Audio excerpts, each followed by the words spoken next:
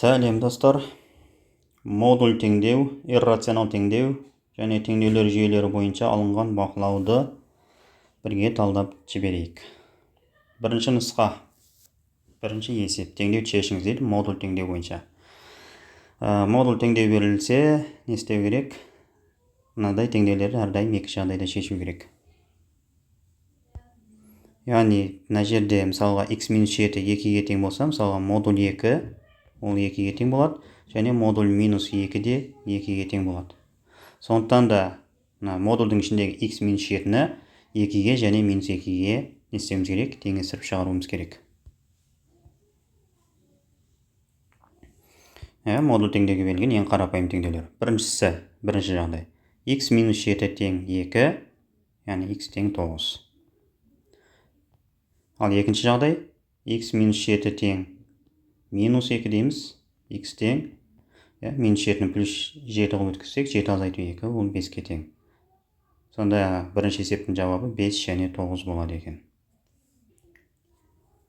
Екінші есеп, егер теңдіктің екі жағында да тек қана модульмен берілген өрнектер берілсе, онда дәл жаңа бірінші есептегі сияқты не істейміз? Екі жағдайда шеше саламыз. Бірінші жағдайда, яғни дәл осылай өзгеріссіз қалады. 2x квадрат қосылған x азайту 4 тең болады x квадрат қосылған 2x азайту 2 деп шығарамыз.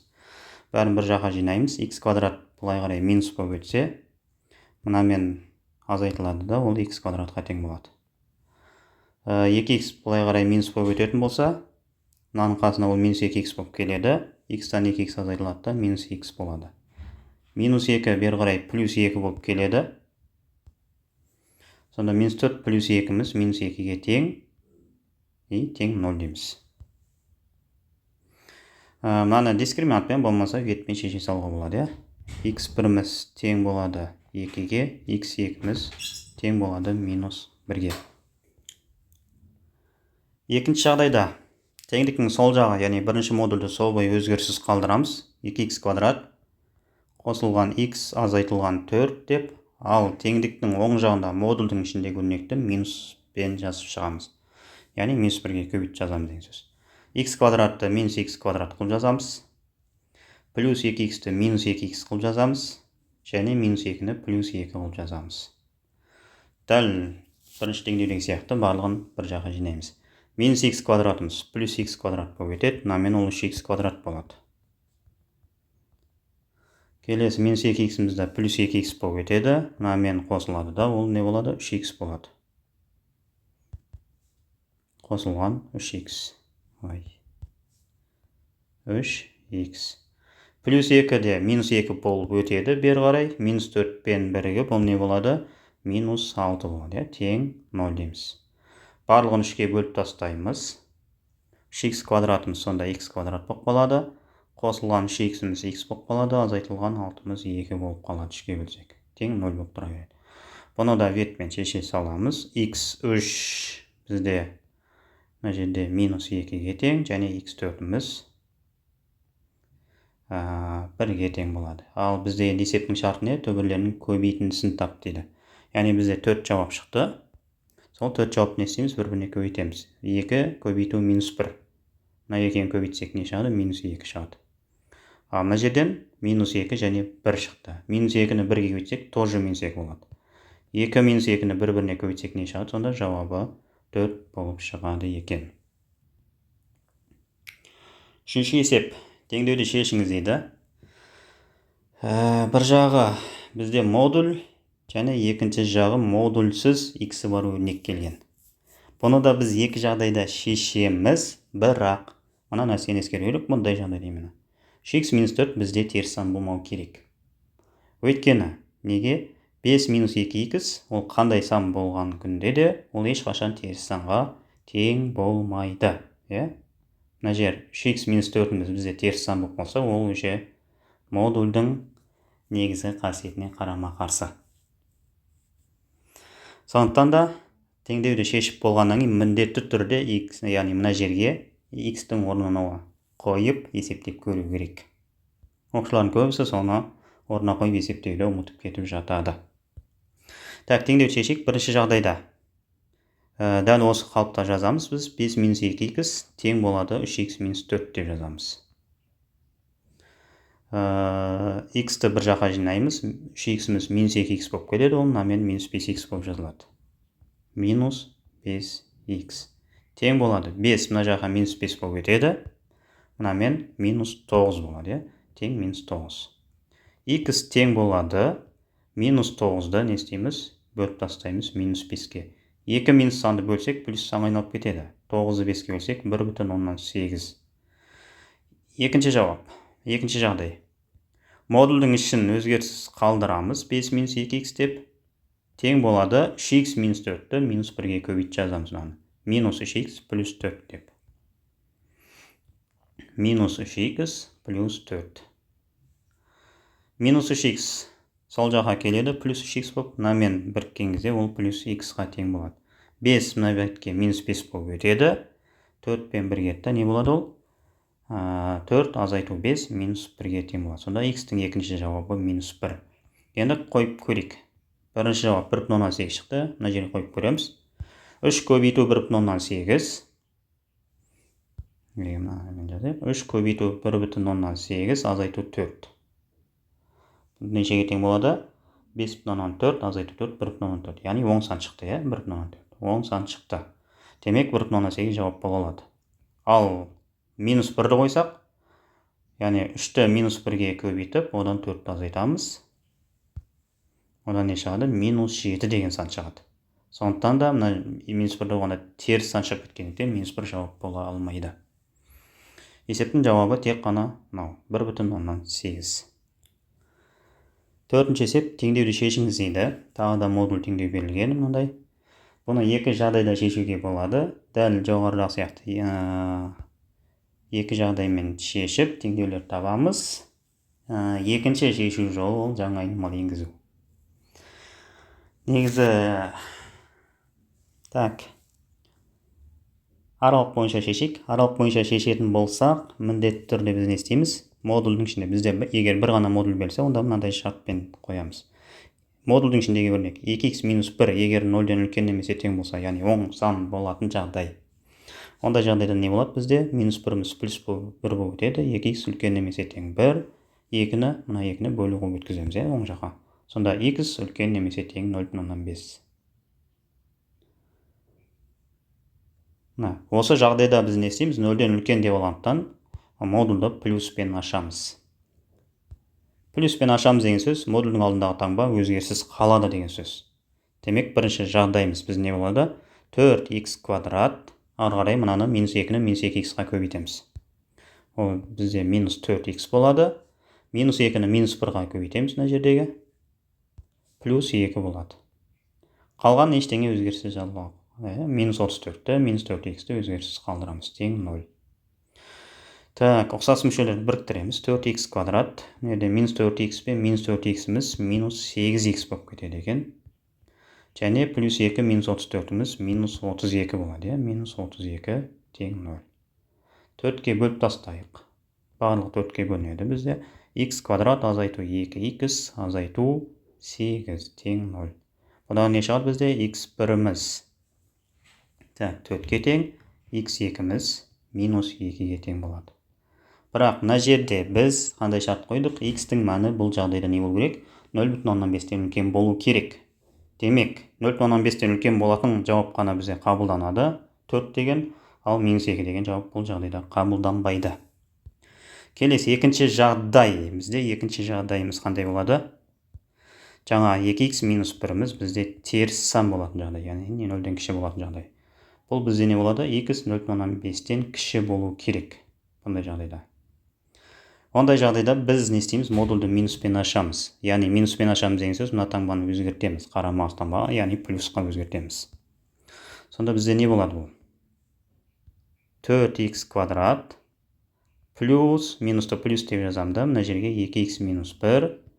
Қалғандарын біз өзгеріссіз қалдырамыз. Минус 34, минус 4х. Минус 34, минус 4х тең болады 0.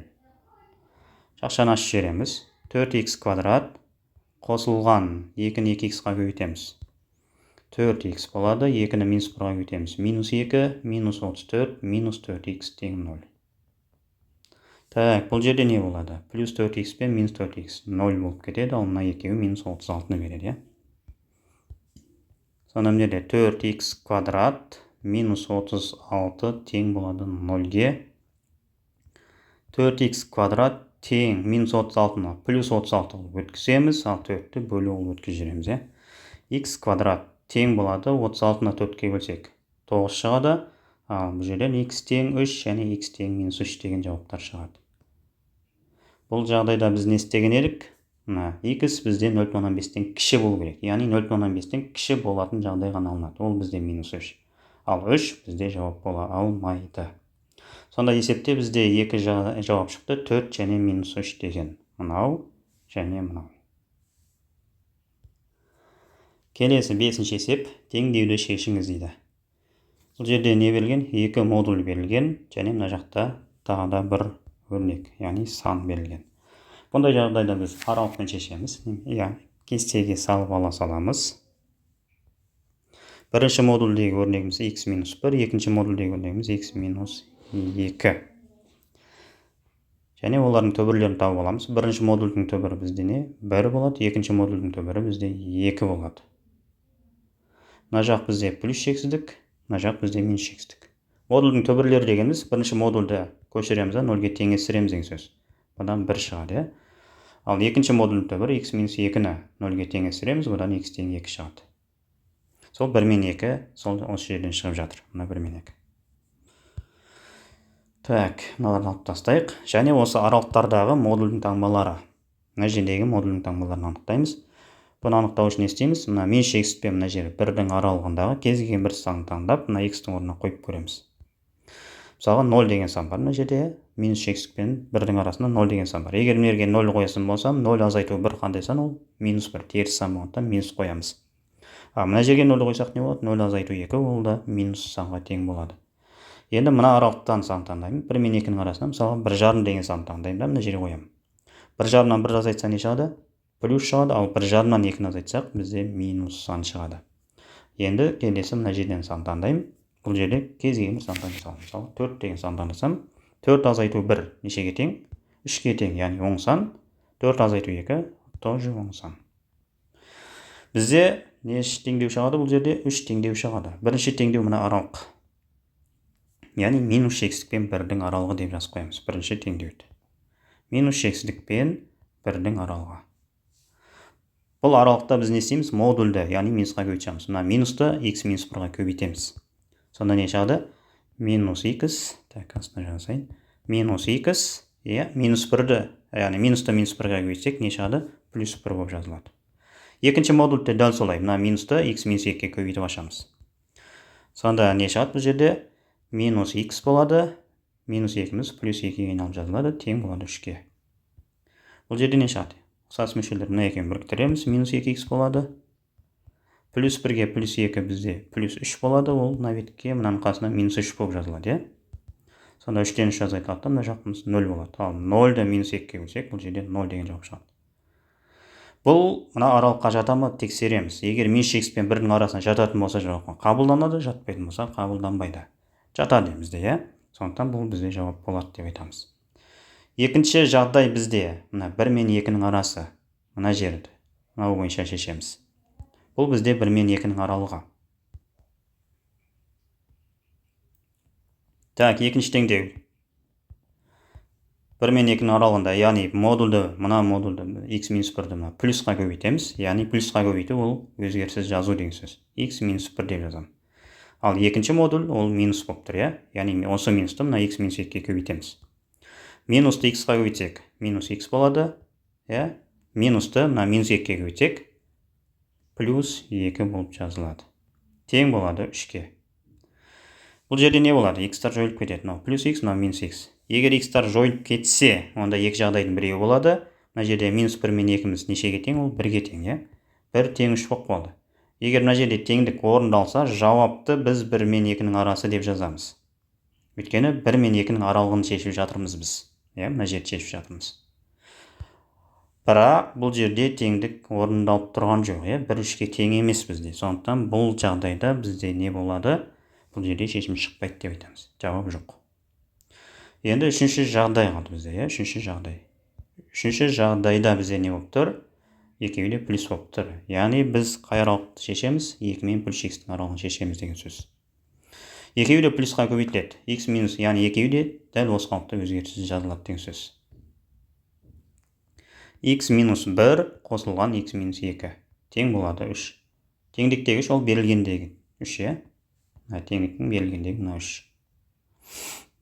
Үшеуінде де сол 3 жазылады теңдікте.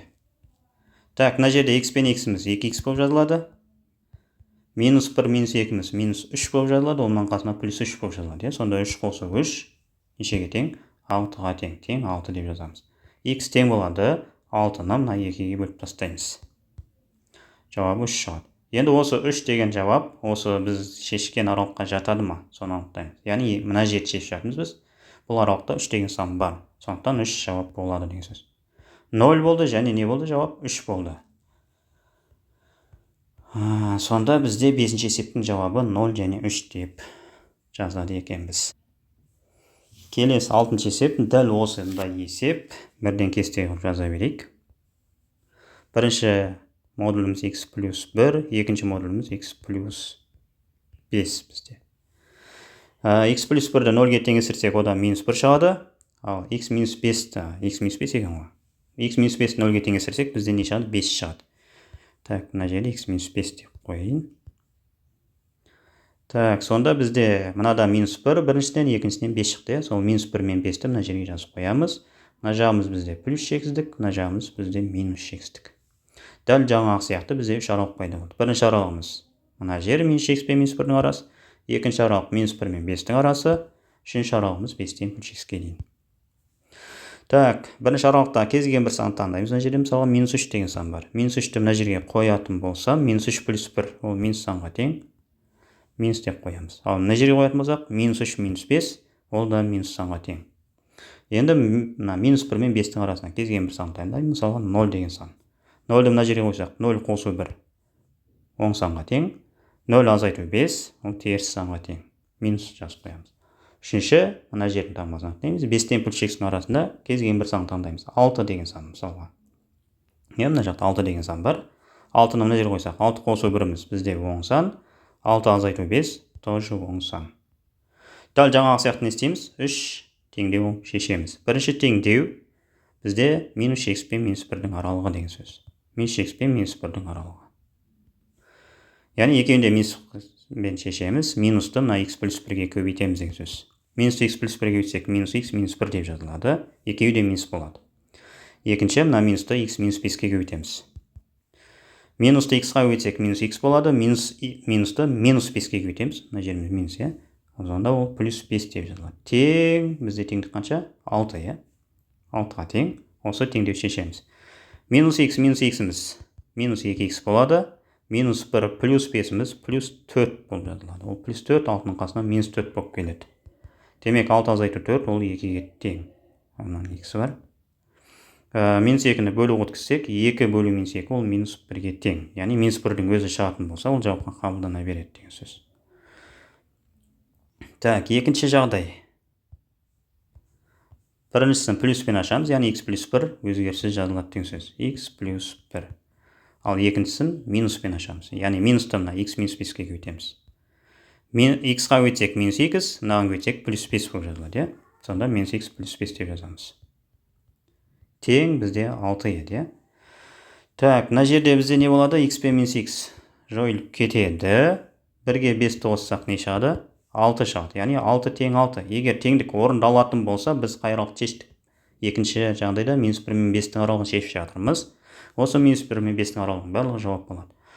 Оқушылар осы жерде кейбір қате жібереді. Осылай 6 тең 6 деп қояды. Кейбіреулер r деп жазады, немесе кейбіреулер дәл осы қалыпта қалдырып кете салады. Жоқ, жауапты не істеу керек? Соңына дейін жазу керек. Біз шешіп жатқан аралықты не істейміз? Толық нерге жауапқа жазып қоямыз. Минус 1 мен 5-тің аралығы деп. Сонда ғана есеп толық болады. Үшінші жағдай бізде енді. Үшінші жағдай ол мынау. Иә, 5 пен плюс x-тің арасы, екеуі де бізде не болып тұр, таңбасы плюс болып тұр. Яғни плюспен ашамыз. Плюспен ашамыз деген сөз, мынау дәл осы қалыпта өзгеріссіз жазылады деген сөз. X қосу 1 қосылған екінші модуліміз бізде не еді? X азайту 5, иә? Тең болады 6-ға. X-қа x-ті қоссақ 2x болады. 1-ден 5-ті азайтамыз, минус 4 болады. Оның арқасында плюс 4 болып келеді, иә? 6-ға 4-ті қоссақ не шығады? Мына жақта 10 болады. X тең 10-ды 2-ге бөлсек 5 деген жауап шықты. Бізде 5 мына жерде тік жақша болғандықтан бөлек жазу қажет емес. Дәл сол сияқты минус 1 шықты мынадағы, не? Ол минус 1 да мына жерде бізде тік жақшамен тұрғандықтан минус 1-дің өзін бөлек жазу керек емес. Яғни минус 1 де 5 те мынаның ішінде бар деген сөз. Сондықтан да бұл теңдегінің жауабын біз толыққанды не деп жаза аламыз? Минус 1 мен 5-тің аралығы деп жаза аламыз. Жауап бізде не шығады? Кейде осындай модуль теңдеулер осындай аралықпен шығады. Бұл деген сөз не?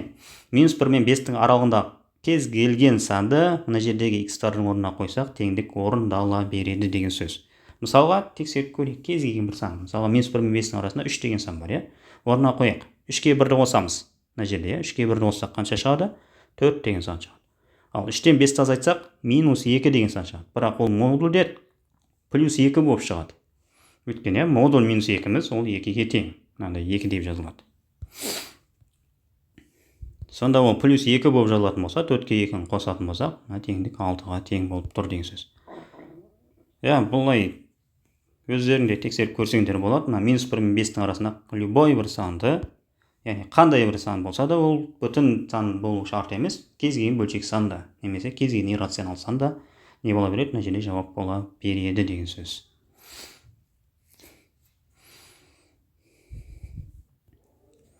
Жетінші есеп, енді иррационал теңдеулер, иә. Бұл жерде қатты қиын емес, қарапайым иррационал теңдеу берілген. Тек иррационалдың қасиеті түбірден бізде теріс сан шықпайды. Квадрат түбір болса егер, иә. Нақты сандар жиынында бізде квадрат түбірден теріс сан шықпайды. Яғни квадрат түбір бізде теріс санға тең бола алмайды. Егер 8 минус x бізде 0-ге тең теріс сан болып қалатын болса, ол жауапты біз не істемейміз? Қабылдамаймыз. Иррационал теңдеулерде міндетті түрден жауаптарын не істеу керек? Тексеріп алу керек. Так, біз не істейміз? Екі жақты да квадраттаймыз. Не үшін квадраттаймыз? Мына түбірден құтылу үшін. Квадраттаған кезде мына түбірі мен мына квадрат не істенеді? Бір-бірімен қысқарып кетеді. Бұл жерде тек қана сол жақта x минус 2 ғана қалады. Ал оң жақты біз қысқаша көбейту формуласымен ашамыз. 8-дің квадраты 64, азайтылған 8 2-ге көбейтсек 16x деп жазамыз, және x-тің квадраты плюс x квадрат болады. Бәрін бір жаққа жинай саламыз. X квадратымыз минус x квадрат болып өтеді. Минус 16x мына жаққа плюс 16x болып өтеді. Ол мынамен плюс 17x болып жазылады. Және 64-іміз минус 64 болып өтеді. Мынамен істенеді минус 66 болады, иә? Минус 66 тең 0. Минус 1-ге көбейтіп жібере саламыз. Сонда x квадрат азайту 17x қосу 66 болып жазылады. Тең 0. Яғни мынау плюс болып кетеді, мынау минус болып кетеді, ал мынау плюс болып кетеді. Так, сонымен мына жерде қандай санда шығады? 66 ол 11 мен 6-ны көбейтінсе, 11-ге 6-ны қоссаң 17. Яғни x-тің жауаптары бізде x1-міз 6-ға тең, x2-міз 11-ге тең екен. Осылай қалдырып кететін болсақ, не болады? Қате болып қалуы әбден мүмкін. Осынша шығарған еңбек кейде не істенеді? Зая кетіп қалуы мүмкін.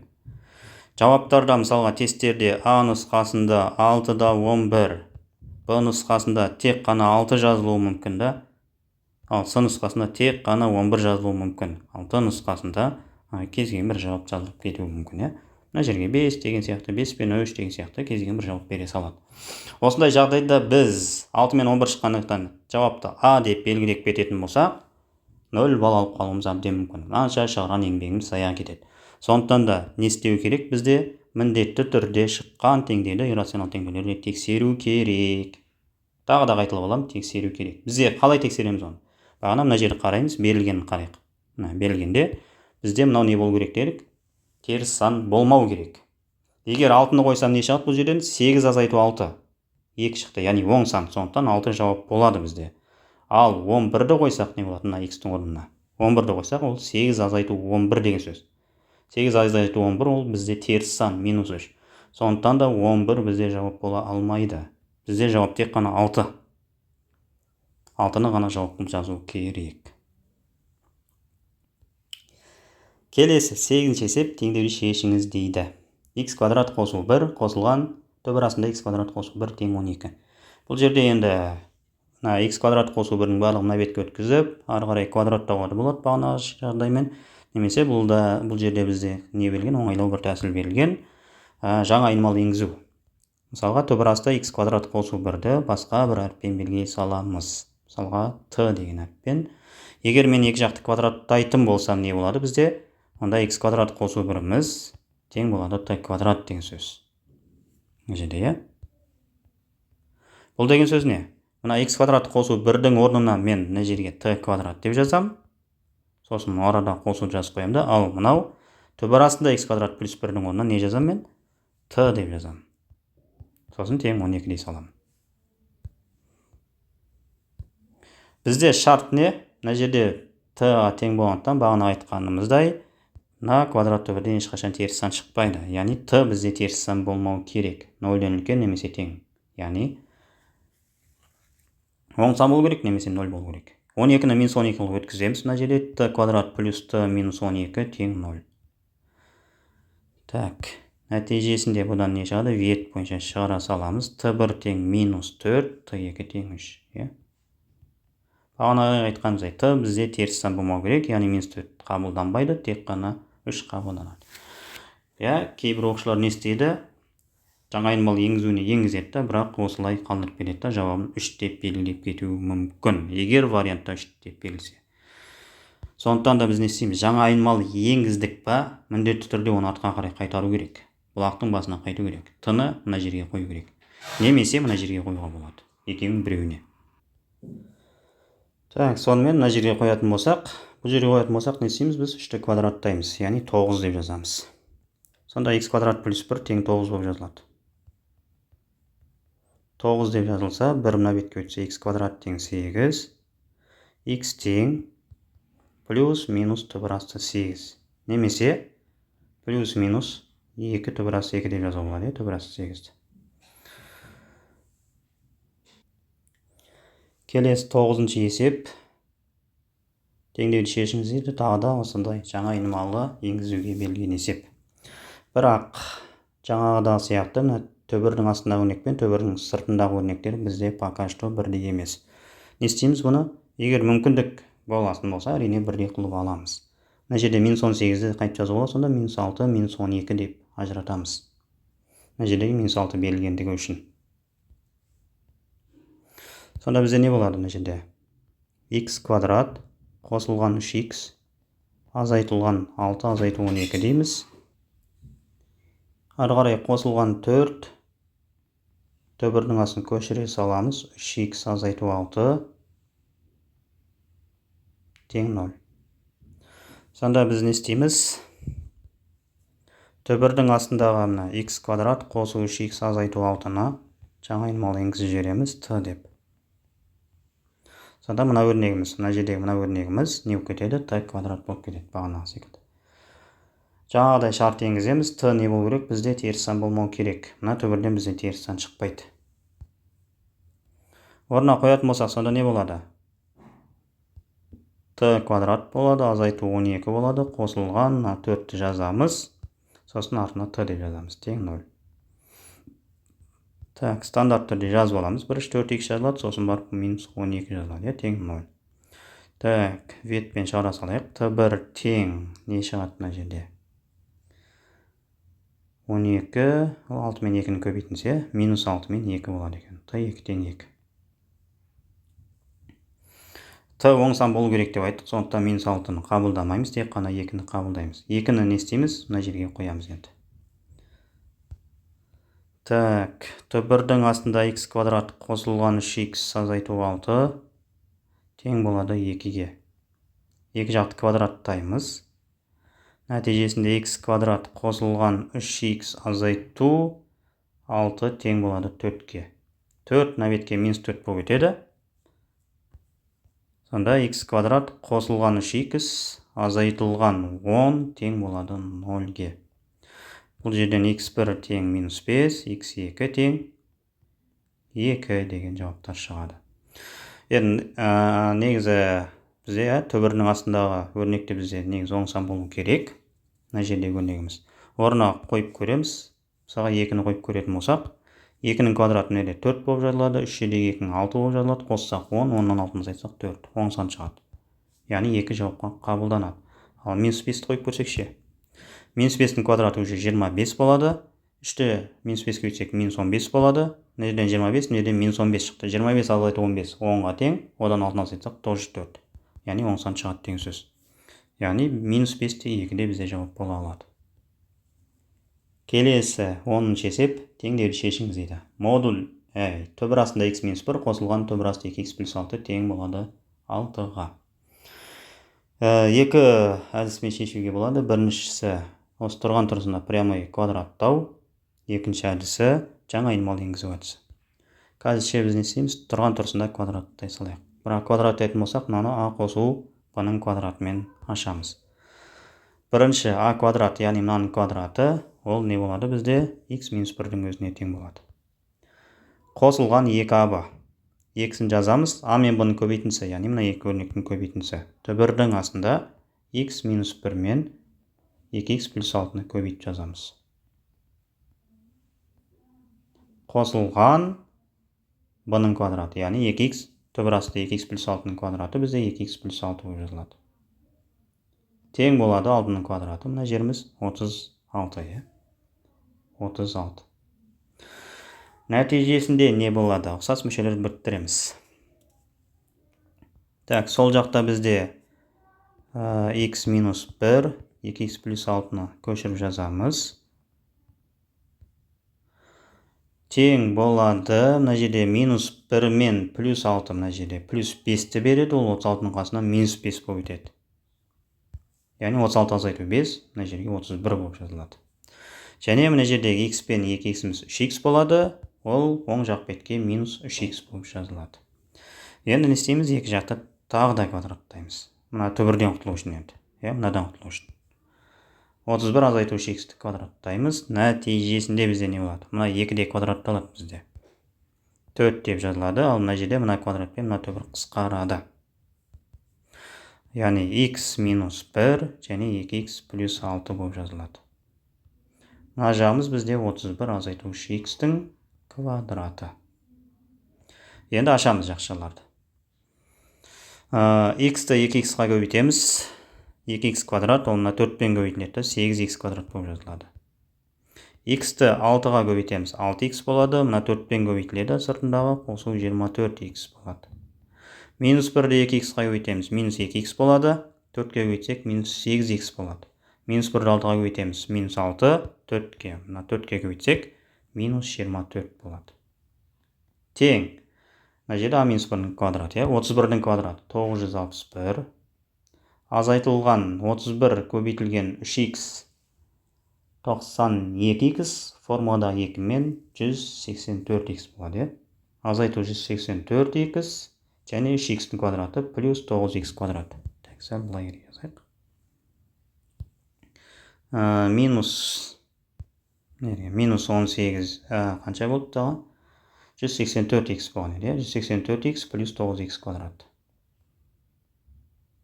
180 қанша болады? Жерде 186 болады екен, 184 емес. 186x. Енді бәрін бір жаққа жинаймыз. 8x квадрат, 9x квадрат. Екеуі бір-бірінен азайтылып кетеді. Ол x квадрат болып қалады. 24x 186x қасына минус болып келеді. Екеуінің қосындысы қанша болады? 210 болады, 210, оның қасына плюс 8x болады, яғни азайтылады. Минус 202x болады. Ал мына жерде минус 24, 961 қасына плюс болып келеді. 961-ге 24 бізде қосылады, 985 болады. Қосылған 985. Тең болады 0-ге. Мына жерде біз дискриминантпен немесе ветпен шеше салуға болады. Ветпен шешсек, бізде не шығады? 197 мен 5 шығады екен. x1-міз 5-ке тең, x2-міз 197-ге тең. Егер осылай қалдырып кететін болсақ, онда не болады? Бізде қате болып қалуы әбден мүмкін. Яғни бағанағыдай тексереміз міндетті түрде. Мына жерде не? Мыналарды мен алып тастайын. Түсініктірек болу үшін, мыналарды алып тастайын. Бағана мына жеріміз осындай болып шыққан еді. Мынау бізде ешқашан теріс сан бола алмайды. Сол жағымыз мына өрнегіміз. Өйткені бұл жерде тек қана түбір тұр және ол оң санға көбейтіліп тұр. Демек, бұл деген сөз не? Мынау бізде теріс сан болмауы керек деген сөз. Егер мына x-тің орнына мен 197-ні қоятын болсам, теріс сан болып қалады. Сондықтан 197 бізде жауап бола алмайды. Есептің жауабы тек қана 5. 11-ші есеп. Теңдеуді шешіңіз дейді. Бұл жерде бағанағыдай квадраттайтын болсақ, қиындыққа тап боламыз. Өйткені мына мен мынаны көбейтінсе бізде x-ның 4 дәрежесіндегі үлкен бір сандар, үлкен дәрежелі өрнектер шығып кетеді. Сондықтан біз жаңа айнымал енгіземіз. Жаңа айнымалны қалай енгіземіз? Мысалға мынаны мен a деп жазатын болсам, просто a деп өрнектеймін. Ал екінші өрнек қазірше не болып тұрады бізде? Көшіріле салады. x квадрат қосу 8x азайту 4. Тең болады 5. Енді түбірді жалғыз өзін қалдырам мен, аны мына жаққа минус ағып өткіземін. Мына жаққа минус ағып өткізіп саламын. Сонда түбір жалғыз өзін. Бұл деген сөз не? Демек, мен мына өрнекке мен 5 минус a деп енгіземіз деген сөз. Осыны түсіну керек. Демек, мен мыналарды қайтадан жаза салам мына жерге. Демек, не болды бізде? Бірінші түбіріміз x квадрат қосу x азайту 5 деген өрнегіміз бізде a болды. Ал екінші түбіріміз x квадрат қосу 8x азайту 4 деген өрнегіміз не болды бізде? 5 минус a болды. Енді осы жерде не істейміз? Екі жақты квадраттаймыз мына жерде. a-ның квадраты болады. Мына жерде тоже бізде квадратталады. Мынау да бізде квадратталады. Квадратталғанда мына жерде квадратпен түбір қысқарады. Мына жерде квадратпен түбір қысқарады. Нәтижесінде бізде x квадрат қосылған x азайту 5 тең болады a квадрат.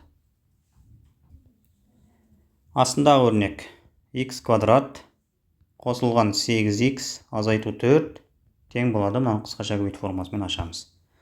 25 азайту 10a қосу a квадрат. Мынаны жүйе қыламыз, не істейміз? Бір-бірінен азайту жібере саламыз. Азайту жібергенде мына жерден x квадраттан x квадрат азайтылады, ол 0 болып кетеді. x-тан 8x азайтылады, минус 7x болып жазылады.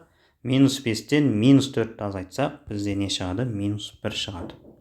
Тең, мына жақта не шығады? a квадраттан a квадрат азайтылады, ол 0 болып кетеді. Мына минуспен, енді мынау астындағы өрнек болғандықтан, мынау минус 10-ымыз, 10-амыз. Плюс 10 болып жазылады мына жаққа. Плюс 10. Және не қалды бізде? Мына 25 қалды, Минуспен мына 25-іміз не болып жазылады? Сонда минус 25 болып жазылады екен. Так. Мына жерін не істейміз біз? Минус 25 мына бетке не өтеді? Плюс 25 болып өтеді. Ол мына минус 1-мен не болып кетеді? 24 болып жазылады. 24. Ал минус 7x өз орнына жазылып тұра береді. Тең 10. Енді аның алдындағы 10-ды не істейміз? Мына жаққа бөліп өткіземіз. Яғни 24-ті 10-ға бөліп тастаймыз. 2,4 болады. Азайту 7x-ті 10-ға бөлсек 0,7x болады. Тең болады a-ға. Бізде мына жақта енді x-тан құтыла алмадық. Тек қана a-ны x арқылы өрнектедік енді. 2,4 минус 0,7x-ті. Не істейміз? Мына жердегі мына a-ның орнына қоямыз. Сонда бізде не болып тұр? Мына жерде x квадрат қосу x азайту 5 тең a квадрат болып тұр, Яғни 2,4 азайту 0,7-ның квадраты x. Осының не істейміз? Мынаны тағы да қысқаша көбейту формасымен ашамыз. x квадрат қосылған x азайту 5 тең болады 2,4-ның квадраты. 5,176 азайтылған 2,4-ті. Так, мына жерде не шығады бізде? 0,7 1,4 болады. 2,4-ті 1,4-ге көбейтеміз. Не шығады? Так, 3,136 шығады екен. 3,136 x қосу 0,7 x-тің квадраты 0,149 x квадрат болады, иә. Бәрін бір жаққа жинаймыз. Мынауымыз мынаның қасына минус болып келеді. Мынаның алдына 1 бар деп есептелінеді. 1-ден 0,149 азайтылады. 0,151 x квадрат болады екен. Мынауымыз мына жаққа плюс болып келеді. Мынамен қосылып кетеді. Мынаның алдына 1 бар. Сонда 4,136 x болады екен. Ал мынау мына жаққа минус болып келеді. Екеуі де минус болғандықтан қосылады. Минус 10,176 бола ма? Тең 0. Мына теңдеуді шығара саламыз.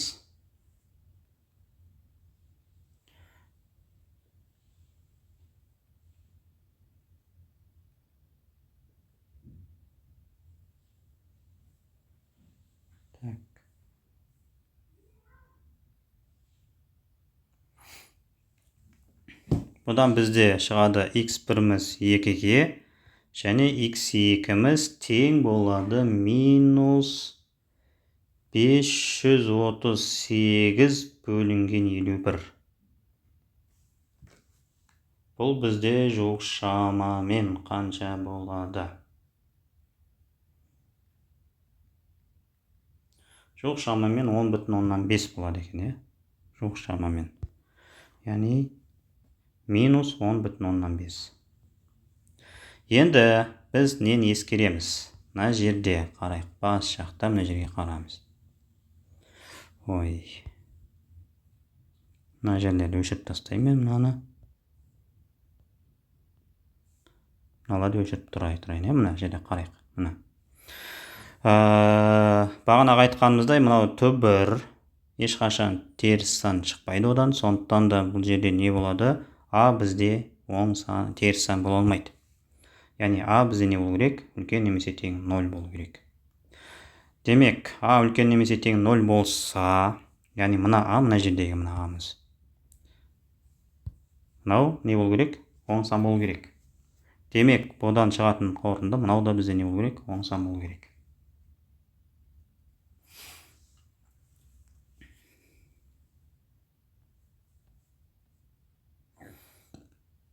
Так, бірақ бұл жерде минус 10,5-ті мына x-тің орнына қоятын болсақ, оң сан болады.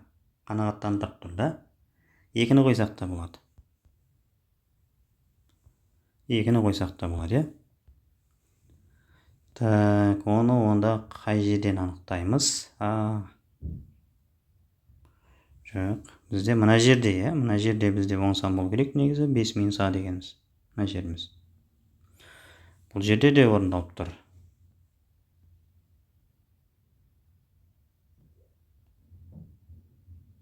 Мына жеріміз бізде не? 2,4. Жоқ, сол жерде орындалмайды ау деймін, иә? Мысалға, мына минус 10,5-ті мына жерге әкеп қоятын болсам, не шығады? 2,4 минус 0,7-ні минус 10,5. Мысалы, минус 10 дей салайықшы. Мына жерде не шығады? Бізде плюс 7 болып кетеді. Екеуін қоссақ, бізде 9,4. Аның жоқ мәні, мысалға, мына жерде жоқ 9,4 болып тұр да. Егер мен мына жерге, мына аның орнына 9,4 қойсақ, 5 азайту 9,4 теріс сан болып қалады. Яғни, бұл деген сөз не? Мынау бізде жауапқа қабылданбайды деген сөз. Ал егер 2-ні қойсам не болады? 2-ні қойсам, мына жерде 0,7-ні 2-ге көбейтсек, 1,4, одан 2,4-тен 1,4 азайтсақ 1 болады. Яғни аның мәні 1 шығып жатыр. 1 деген сан мына жерде де бола алады, оң сан мына жерде де бола алады, оң сан, иә? Сондықтан бұл теңдеудің жауабы бізде нешеге тең? 2-ге тең деп айтамыз. Келесі 12-ші есеп. Осындай теңдеу берілген. Не істейміз? Барлығын түбірасты x плюс 5-ке көбейтеміз.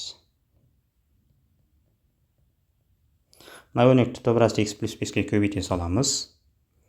Сонда екеуі де түбірдің астында болғандықтан, мына түбірдің астында x-ті мына x плюс 5-ке көбейте саламыз деген сөз. X квадрат қосу 5x болып жазылады, иә? Қосу жазамыз. Мынауны түбірасты x плюс 5-ке көбейтеміз. Екеуі бірдей өрнек болғандықтан түбірлер жойылып кетеді да, x плюс 5-дің өзі жазылады. тең төбірасы x плюс 5-ті мына өрнекке өтсек, мынамен не істенеді? Төбірасы x плюс 5 бір-бірінен қысқарып кетеді. Сонда бұл жерде тек қана не жазылады? 15-тің өзі ғана жазылады. Енді x плюс 5-ті мына бетке минус қылып өткіземіз. Мына жақта тек қана x квадрат қосу 5x қалады. 5 минус болып өтсе, 15-тен 5 азайтылып 10 деп жазылады, x минус болып жазылады. Енді екі жақты квадраттай саламыз.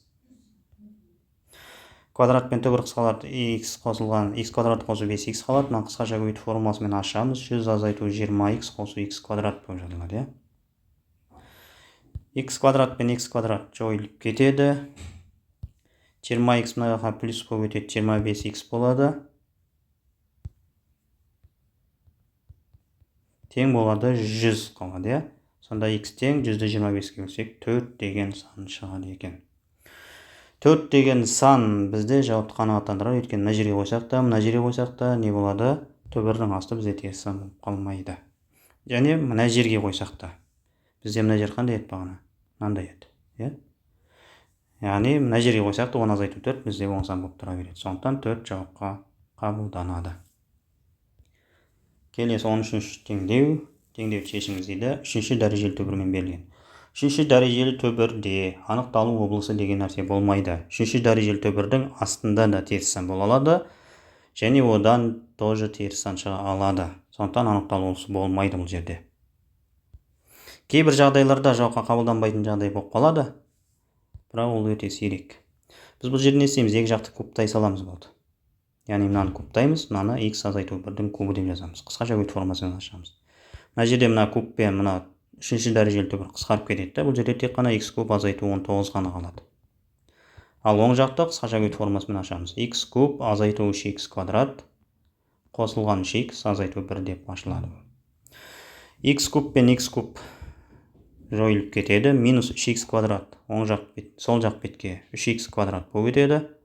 3x-іміз минус 3x болып өтеді. Минус 1-іміз плюс 1 болып өтеді. Мұнамен ол минус 18 болады. Тең 0. Барлығын істейміз. 3-ке бөліп тастаймыз. x квадрат азайту x азайту 6 тең 0. Не болады бізде? x1-іміз 3-ке тең, x2-іміз минус 2-ге тең болады. Так, бізде бұл екеуі де не істенеді? Жауапқа қабылданады. 3-те минус 2-де жауапқа қабылданады. Мына жерге қарайтын болсақ,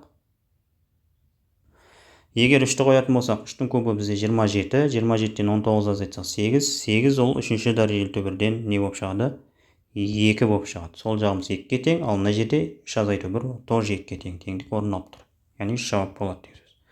Ал егер минус 2-ні қоятын болсақ, мына жерде минус 2-ның кубы минус 8, ол минус 19 бен минус 27 болады. Минус 27 төбірден минус 3 болып шығады. Ал мына жерге минус 2-ні қойсақ, минус 2 минус 1 минус 3-ге тең. Яғни бұл жерде де теңдік орындалып тұр деген сөз. Минус 2-де бізде не болады? Жауап болады деген сөз. Келесі 14-ші есеп. Теңдеуді шешіңіз дейді. 3-ші дәрежелі төбірмен мынандай өрнек берілген. Так, біз бұл жерде не істейміз? Бірінші төбірді 12 азайтылған x-іміз a деп аламыз. Екінші төбірді 14 қосылған x-іміз b деп аламыз. Яғни мынаның орнына a жазсақ, мынаның орнына b жазсақ, бізде не шығады деген сөз? a қосу b тең 2 шығады деген сөз. Мынанда былай не істейміз? Қошақ қоямыз. Ал a куб бізде не шығады мынадан? Екі жақты кубтайтын болсақ, a кубымыз 12 минус x-тің өзіне тең болады, ал b кубымыз 14 плюс x-қа тең болады деген сөз. Енді біз не істейміз? Екі жақты кубтаймыз. Кубтаған кезде мына қысқаша көбейту формуласын біз не істейміз? Кішкене түрлендіріп жазамыз. a қосылған b-ның кубын a куб қосылған b куб қосылған 3ab жақшаның ішінде a қосу b деп пайдаланамыз. Яғни мына жерде біз не істейміз? Берілген есептің теңдіктің сол жағында, оң жағында кубтаймыз деген сөз. Кубтағанда мына a қосу b-ның кубы, яғни мына формуламен ашамыз. Мына формуламен ашқанда бізде a куб, a кубтың орнына 12 минус x жазылады. 12 минус x қосылған b куб. b кубтың орнына мына 14 плюс x жазылады, қосылған 14 плюс x. Қосылған 3ab. А мен бұның көбейтіндісі. Просто не істейміз? Мына екеуін бір-біріне көбейте саламыз деген сөз. Үшінші дәрежелі түбірдің астында 12 минус x пен 14 плюс x көбейтіледі.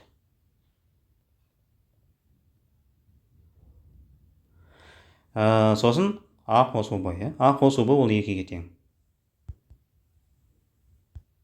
Яғни көбейтілген 2 деп жазамыз, ал бұл 2 не істенеді? Мына түбірдің алдындағы үшпен көбейтіліп кетеді. 2-ні көбейтіндісін мына жерге не деп жазып қоя салайын, сонда 6 деп жазып қоя салайын. Тең болады, ең соңында мына 2-нің кубын жазамыз. Тең болады 8 деп жазамыз сонда мына жерге. Енді біз не істейміз? Мына өрнектің барлығын біріктіреміз, теңдіктің оң жағына лақтырып жібереміз деген сөз. Мына жерден бізде не шығады? 12, 14, 26 болып шығады. 8-дің қасына ол минус 26 болады. 8 азайту 26, ол минус 18-ге тең болады ма? Минус 18-ге тең болады, Ал минус x плюс x мына жерден 0 болып кетеді екен ғой, жойылып кетеді екен. Әдемі. Минус x плюс x 0 болып кетеді. Сонда бізде теңдіктің оң жағында тек қана минус 18 қалады екен. Ал мына жерде бізде мына өрнекті көшіріп жазамыз. Так, мына 14 плюс x-ті дұрыстап жазып қойын. Мына жеріміз плюс болады, Теңдіктің оң жағында бізде не қалды? Түбірдің алдында 6 қалды. Үшінші дәрежелі түбірдің астында мынаны көбейте салайықшы. 12-ні 14-ке көбейтеміз. 168 болады. 12-ні x-қа көбейтеміз. 12x болады. Минус x-ті 14-ке көбейтеміз. Минус 14x болады. Және минус x-ті плюс x-қа көбейтеміз. Минус x квадрат болады. Тең болады. Мына жақта бағана 8-ден 26-дан азайтқанда минус 18 болды.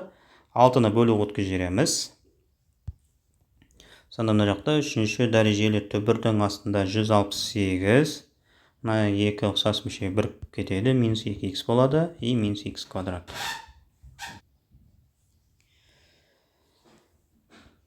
Так, тең болады. Минус 18-ді 6-ға бөлеміз. Минус 18 6-ға бөлсек не шығады? Минус 3 болады. Енді мына үшінші дәрежелі түбірден құтылу үшін не істейміз? Тағы да квадрат кубтаймыз. Мына жақты кубтаймын и минус 3-ті кубы деп жазамын.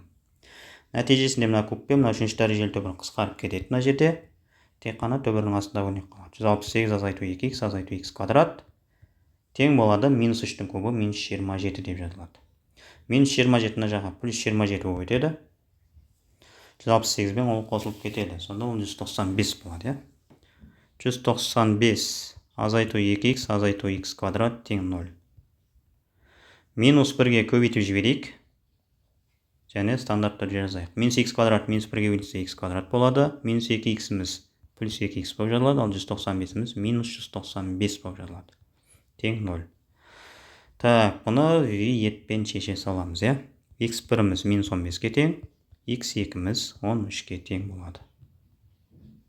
Мына осындай үшінші дәрежелі түбірмен келген теңдеулерді осылай шығарады екенбіз. Бұлай.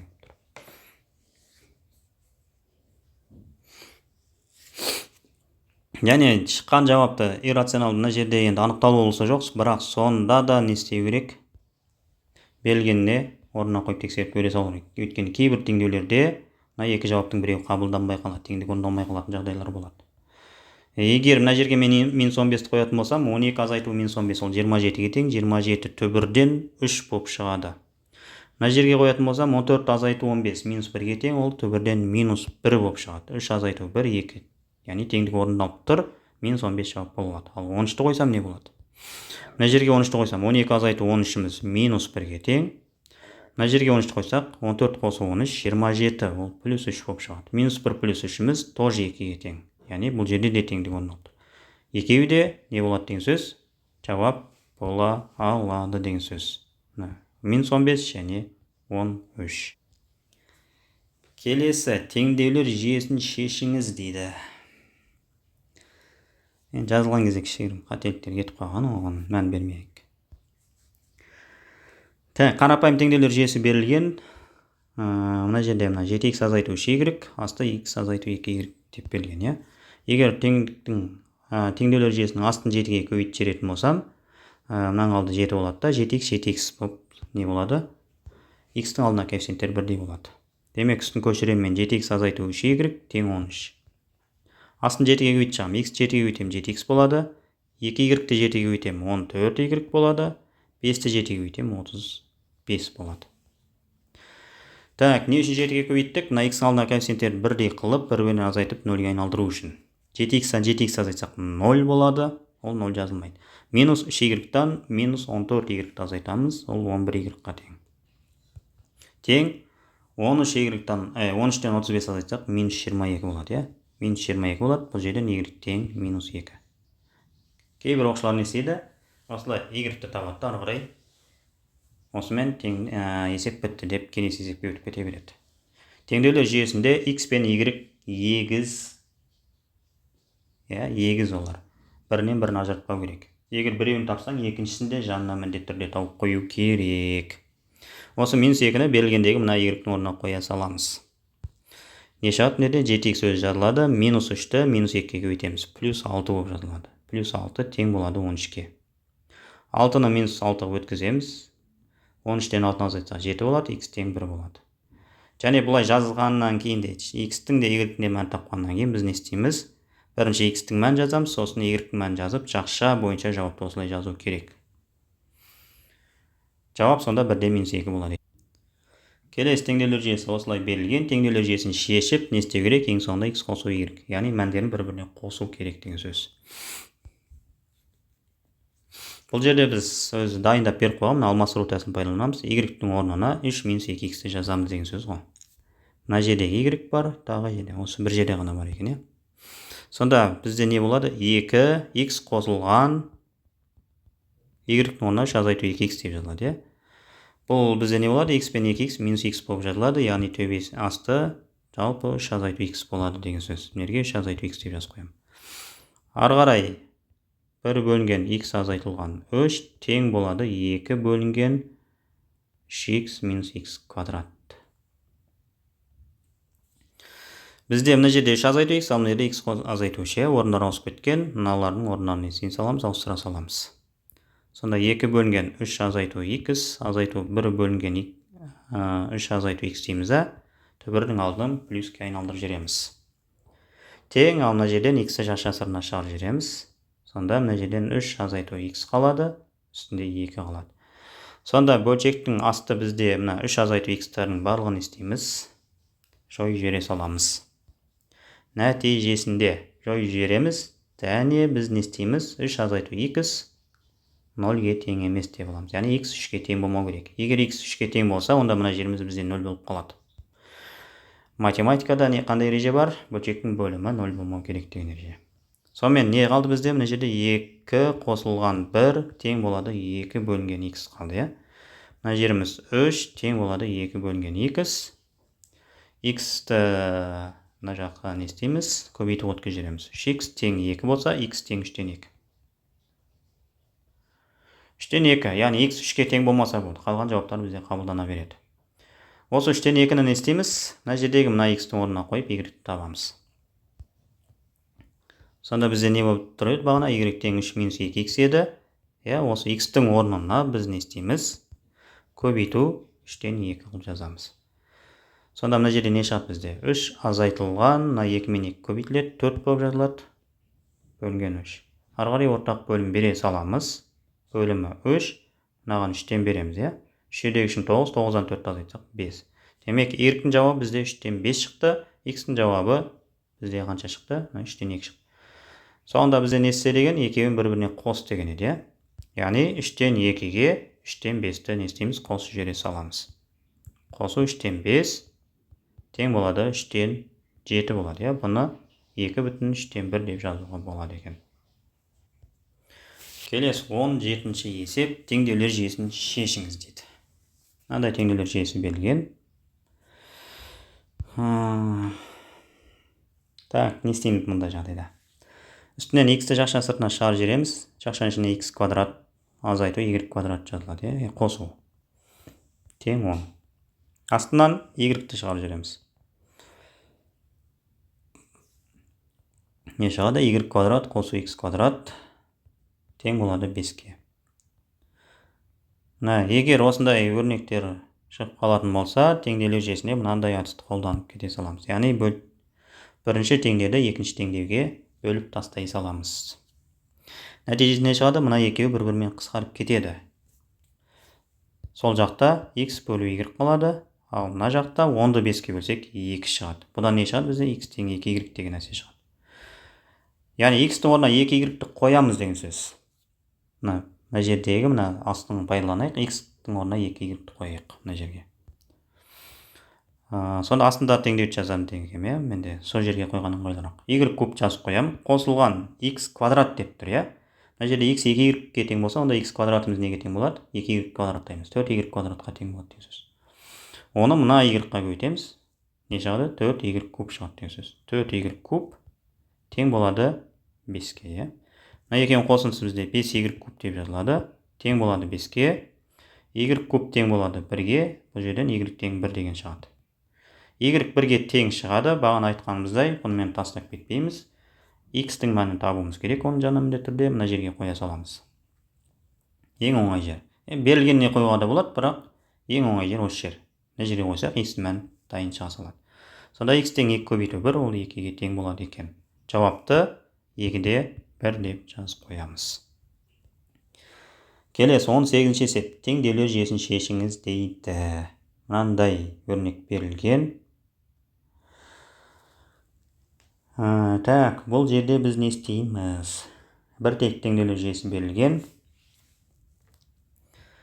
Бір-бірінен азайтып жіберіп, x-ті y арқылы өрнектеуге де болады, бірақ ол кішкене ұзақтау болуы да мүмкін. Жалпы қандай жолмен шығарсақ та, мынау негізі сәл ұзақтау болады деген сөз. Біз не істейміз? Теңдіктің оң жағындағы сандарды бірдей қылып алайық. Қандай сандарға көбейтсек бірдей болады? Так, төбесін біз 3-ке көбейтем, астын 7-ге көбейтем. Сонда 2-ден 84 болады екен. Төбесін 3-ке көбейтіп шығам. 3x квадрат қосылған 3xy қосылған 3y квадрат. 28 3-ке көбейтсем 84 деп жазам. Астын 7-ге көбейтіп шығам. 7x квадрат азайту 7xy қосу 7y квадрат тең болады 12-ні 7-ге көбейтсек тоже 84. Осы екеуін не істеймін? Бір-бірінен азайтып жіберемін. Так, 3x квадраттан 7x квадратты азайтсақ, минус 4x квадрат болады. 3xy-тан минус 7xy-ті азайтамыз. Мына минус пен мына минус плюс болып кетеді. 10xy болады. Плюс 10xy. 3y квадраттан 7y квадратты азайтамыз. Минус 4y квадрат. Тең болады 84-тен 84 азайтамыз 0. Теңдіктің 0 қылу үшін не істедік? Мына екеуін бірдей қылдық. Егер теңдік 0 болатын болса, онда не істейміз? Көбейіштерді жіктеп алып, жеке-жеке 0-ге теңестіреміз деген сөз. Так, минус 1-ге көбейт, минус 2-ге бөліп тастай салайық. Мынаны минус 2-ге бөліп тастасақ, не шығады? Барлығы минус 2-ге бөліп тастаймыз. Мына жерде сонда бізде 2x квадрат қалады. Мынаны минус 2x-қа бөліп тастасақ, минус 2-ге бөліп тастасақ. Онда минус 2 бөлсек минус 5 болады, артында x, y жазылып тұра береді. Мынаны минус 2 бөлсек плюс 2y квадрат шығады. Тең 0. Мынаны біз не істейміз? Енді көбейіштерге жіктейміз. 2x квадрат азайту 4xy азайту xy қосу 2y квадрат тең 0 дейміз. Мына екеуін бір топ, мына екеуін бір топ қыламыз. Егер теңдіктің алды бізде минус болатын болса, жақшаның ішіндегі өрнек өзгереді деген сөз. Бірінші жақшадан 2x-ті жақша сыртына шығарып жібереміз. Не шығады бізде бұл жерден? Ішінде x қалады, азайтылған, мына жерден 2y қалады. Екінші жақшадан бізден y-ті шығарып жібереміз. Ішінде x азайту 2y қалады. Тең 0. Нәтижесінде бұл қалай жіктеледі екен? 2x азайту y тең 0. 2x азайту y және x азайту 2y болып жіктеледі. Тең 0. Енді жеке-жеке 0-ге теңестірем. 2x азайту y тең 0 болса, онда 2x тең y. Яғни y-тің орнына 2x қоюға болады деген сөз. Келесісі x азайту 2y тең 0. Бұдан x тең 2y. Яғни біз осындай екі теңдеу шешеміз. Бірінші y-тің орнына 2x қойып шешеміз. Одан кейін x-тің орнына 2y қойып шешеміз. Так. Бұны біз қаяға жазамыз? 18-ші есеп.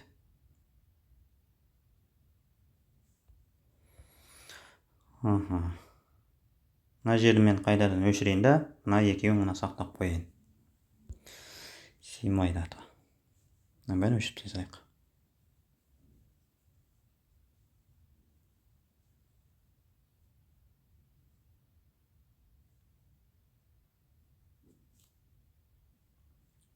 Так, бізде не қалды? 2x тең y, x тең 2y деген нәрсе қалды, иә? Осыны төбеге көшіріп қояйын.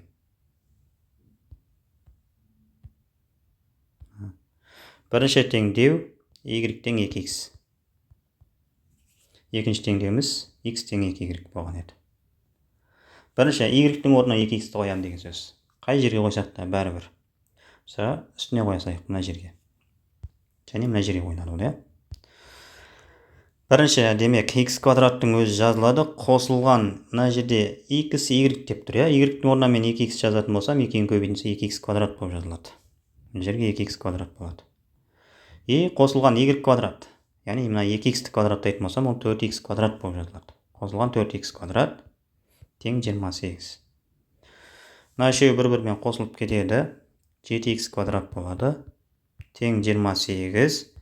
X квадрат тең 4 болады. X тең плюс минус 2. X1-міз 2-ге тең, X2-міз минус 2-ге тең. Тапқаннан кейін міндетті түрде бұлардың y-терін табу керек. Міндетті түрде. Мына 2-ні, мына жердегі мына x-тің орнына қоямыз. Өйткені осы теңдеуді шешіп жатырмыз. Сонда осының несі шығады бізде? Осыған сәйкес y шығады. Y1 тең 2-ні 2-ге көбейтеміз. 4 болады. Ал y2-міз минус 2-ні мына 2-ге көбейтсек, минус 4 болып шығады, иә? Бұл теңдеу бітті бізде. Мына теңдеу бітті. Біз енді екінші теңдеуді шығарамыз. Яғни бұл жерде не істейміз енді? Керісінше x-тің орнына 2y жазамыз деген сөз. Мына жердегі және мына жердегі x-тердің орнына 2y жазып шығамыз. 2y-ді мына жерде x квадрат деп тұрғандықтан 2y квадраттаймын. 4y квадрат деп жазамын. Қосылған мына жерде x көбейту y деп тұр, иә? X-тің орнына 2y-ді жазамын. Сосын оны y-ға көбейтемін. Бәрі ол 2y квадрат болады. Қосылған 2y квадрат. И тағы да қосылған не бар бізде? Y квадрат бар. Тең 28. Тоже солай болып шығады. Мере 7y квадрат тең 28. Y квадрат тең 4. Бұл жерде бізде енді y1 y2 кетті. Енді y3 деп жазамын. Y3 тең болады 2 және y4 тең болады минус 2. Енді осының x-тарын табу үшін мына жерге қойып шығамын, иә? Сонда мынаның x3 тең 2-ні 2-ге көбейтем 4 болады. x4-міз тең болады минус 4. Осыларды не істейміз? Жақша жазып қоямыз. Бірінші мынаны жауапқа жазамыз. 2-де 4 болады. Мынаны жазатын болсақ, минус 2-де минус 4 болып тұр, минус 2-де минус 4. Үшінші мынаны жазамыз. Бұны 2-де 4 демейміз. Бірінші x-ін жазамыз. 4 жазамыз, сосын 2-ні жазамыз. 4-де 2 деп жазамыз. Төртіншісі тоже мынаны. Минус 4-те минус 2 деп жазамыз. Минус 4-те минус 2. Оны 19-шы есептің толық жауабы осындай болып шығады. Алдындағысы 18-інші есеп екен, иә? Мынау енді 19-шы есеп. Тура сол сияқты есеп. Бұны да сол әдіспен шығарамыз. Демек, төбесін 3-ке көбейтеміз, астын 2-ге көбейтеміз. Төбесін 3-ке көбейтіп шығарамыз. 2x квадрат 3-ке көбейтсек, 6x квадрат болады. Қосылған 3x y-іміз 9x y болады. Қосылған 3y квадратымыз 9y квадрат болады. Тең егжедегі үшін 6. Астын 2-ге көбейтіп шығарамыз. 3x квадратымыз 6x квадрат болады. 2x y-іміз 4x y болады. 2y квадратымыз минус 4y квадрат болады. Тең болады 3-ге 6. Бұны да не істейміз? Бір-бірінен алып тастаймыз. 6x квадраттар 0 болып кетеді. 9x y-тан минус 4x y-ді азайтамыз. 2 минус плюске айналып кетеді да 13x y болады, иә? 9y квадраттан минус 4y квадратты азайтамыз. Тоже 13y квадрат болады. Тең 6-тан 6-ны азайтсақ 0. Мына жерден 13y-ді жақша сыртына шығарып жібереміз. Ішінде x қосу y қалады, иә? Тең 0. Жеке-жеке 0-ге теңестіреміз. Мына жерде 13y тең 0 болса, y-тің жауабы автомат түрде шықты мына жерде. Яғни y-ті x арқылы өрнектеген жоқпыз, y-тің бір жауабы 0 болып шықты. Ал жақшаның ішіндегі x қосылған y-іміз 0-ге тең болса, x тең минус y болады, иә? X тең минус y. Бізде мына жерде y-тің бір жауап шығып қойды, бірақ бұның x-ін табуымыз керекпіз біз. X-ін табу үшін y-тің орнына 0-ді қоя саламыз белгідегі. Мынауымыз 0-ге айналып кетеді, мынауымыз да 0-ге айналып кетеді, иә. Сонда бұл жерде не қалады бізде? 2x квадрат тең болады 2-ге, x квадрат тең болады 1-ге, x тең плюс минус 1 деген нәрсе шығады. Яғни мынаның жанына не жазамын мен? Плюс минус 1 деп жазып қоямын. Бұл бітті. Енді мына екінші теңдеуді шешуіміз керек. X тең минус y деген. Яғни бұл деген сөз не? X-тің орнына минус y қою керек деген сөз. Енді қайсысына қойсақ та бәрібір. Үстіне қоя салайық біз, иә. Мына жерге, мына жерге минус y қойып шығамыз. Не шығады? Нерге минус y қоятын болсақ, минус y квадраттасақ, плюс y квадрат болып жазыла береді. Демек, мына жерде 2y квадрат болады. Мына жерге минус y қойсақ, 3y-ті минус y қойсақ, минус 3y квадрат болып жазылады. Және плюс 3y квадрат тең болады 2-ге. Бұл жерде не шығады? Минус 3y квадрат пен плюс 3y квадрат кетеді. 2y квадрат тең 2 деген нәрсе қалады. Оны нерге жаза салайық? 2y квадрат тең 2 болса, y квадрат тең 1 болады, y тең плюс минус 1 болады, иә. Яғни бұл жерде не шықты? Y-тің жауаптары шықты.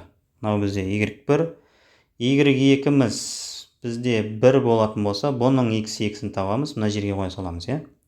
Ол бізде минус 1 болып жазылады екен.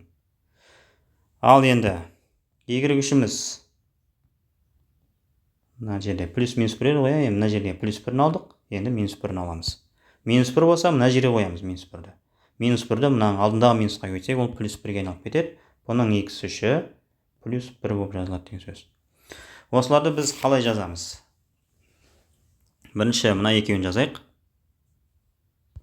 X-тің плюс 1 деген мәні не? Мына жерде y-тің 0 деген мәні сәйкес келіп тұр. 1-ден 0. Және x-тің минус 1 деген мәнінде де y-тің 0 деген мәні сәйкес келіп тұр. Мынаның өзін екі жақ жағып жазамыз. Ал мына жерде біз мына екеуін бірінші жазамыз. Минус 1-де 1 болып тұр. Бірінші x жазамыз. Ал мына жерде керісінше 1-де минус 1 болып тұр. 1-де минус 1. Мына осындай 4 жауап шығады екен 19 есептен. Соңғы 20-шы есеп. Тағы да теңдеулер жүйесі берілген, бірақ иррационал теңдеулер жүйесі. Енді осындай теңдеулер жүйесі берілсе, негізі екі жолмен шығаруға болады. Мына жерде негізі бірінші тәсіл, мына тәсіл оңайырақ, төбесін квадраттау тәсілі. Ал екінші тәсіл бар, жаңа айнымалы енгізу тәсілі. Төбірасты x-ті a деп, төбірасты y-ті b деп. Бұл есепте бұл негізі тиімсіздеу. Сондықтан біз бірінші тәсілді қолданамыз. Төбірасты x қосылған төбірасты y-ті не істеймін? Мен бірінші екі жағында квадраттаймын. Жақшыға квадрат қоямын, 8-ге де квадрат қоямын. Нәтижесінде a қосу b-ның квадратымен ашамын. Төбірасты x квадрат x-ға тең, қосылған 2 төбірастында x y деп жазылады. Қосылған төбірасты y-ның квадраты y деп жазылады. Тең болады 8-ның квадраты 64. Ал астындағы өрнекті бін не істей салам? Көшіре салам. 2x қосылған орнынан ауысып жаза салайық. 2 төбірасты x y қосылған y тең 73. Осы жүйені не істеймін? Бір-бірінен азайтып жібере салам. X-тан 2x азайтсақ, минус x болады. Мына екеуі 0 болып кетеді. Мына екеуі тоже 0 болып кетеді. Тең 64-тен 73 азайтам, минус 9 болады. Бұл жерден x тең 9 шыға салады. 2 минус қысқарып кетеді. X тең 9 болса, демек x-тің орнына 9-ды қоя саламыз. Мынаның орнына 9 қойсақ, төбірасты 9 қосылған төбірасты y тең 8. Төбірасты 9 ол 3-ке тең. 3 қосу төбірасты y тең 8. Төбірасты y тең 8-ден 3 азайтылады 5 болады. Төбірден құтылу үшін екі жақты квадраттаймын. Y тең 25 болады. Y-тің жауабы 25, x-тің жауабы 9. Жауабы 9-да 25 болады екен. Осымен 20 есеп аяқталды. Келесі кездескенше аман сау болыңыздар.